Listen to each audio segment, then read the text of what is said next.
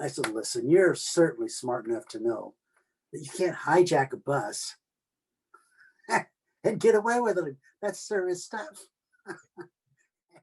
Bob Kreitz is living a very interesting life. He is currently writing his memoirs so that his descendants will know of the many stories he has to tell. Stories like this one, of when he was working as a bus driver, working his way through college. And of course, I don't want drunks on my bus. But uh, there was, the agent went there, had his bag, and handed me his bag and called him Dr. So-and-so. So I thought, well, this is not going to be a problem.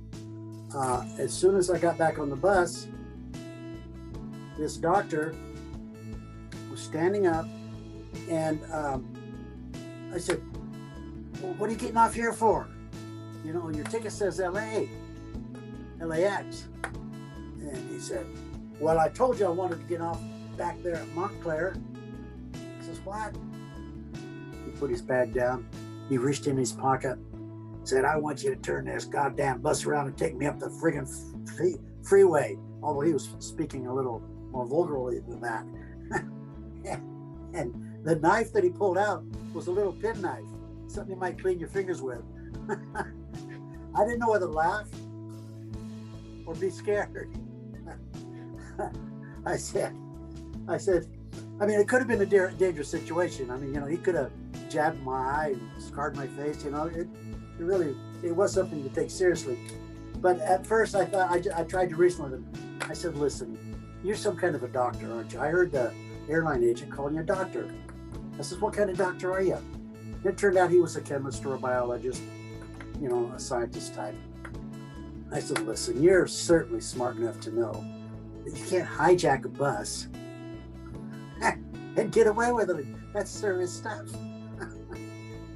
I wasn't laughing like I am now, because I was trying to calm this guy down, and he calmed down. And I asked him to put his knife away, and he did.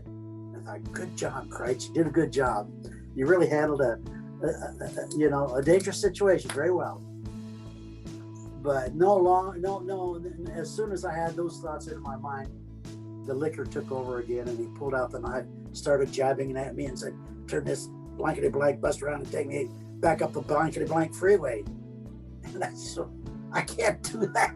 I can't take you back up the freeway. But he was persisting, and I thought, well, I shouldn't continue with this conversation at all.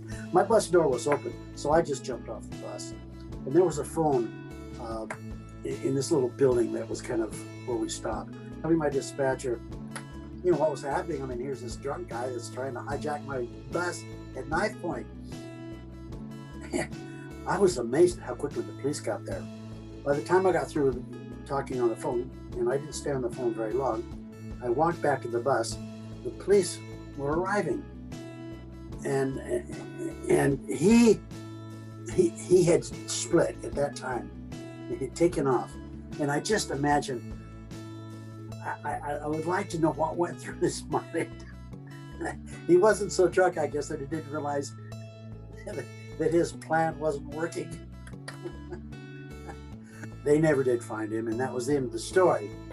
But it was pretty dramatic at the time, and it was interesting. I don't want to say it was fun. It was interesting, Sometimes when you have not a really exciting job, it's the little things that do make it interesting. But I often wondered if he thought when he sobered up, my God, what did I almost do? I think he would have gotten some time for that, even though it was a comically small knife. So that was another bus story. There are others, but that's enough. There were two bus stories. Well, that's great, Bob. I mean, I'm really glad that you're writing these stories, and there'll be something that'll be saved and cherished by future generations for sure. I think they'll be really happy with this. Well, thank you, Joe.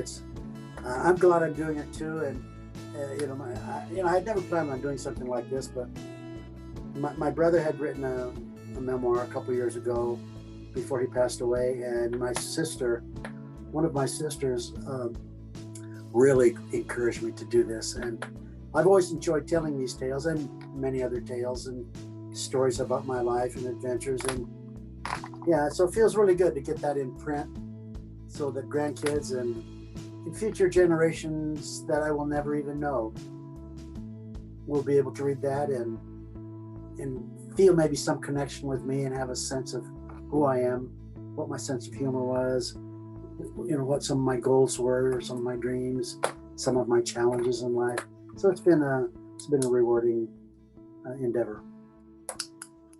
Cool. Yeah, that's the whole point of writing our memoirs, right? To be able to have that connection with those future generations and Yeah. them to know, some of the things that we went through. Mm.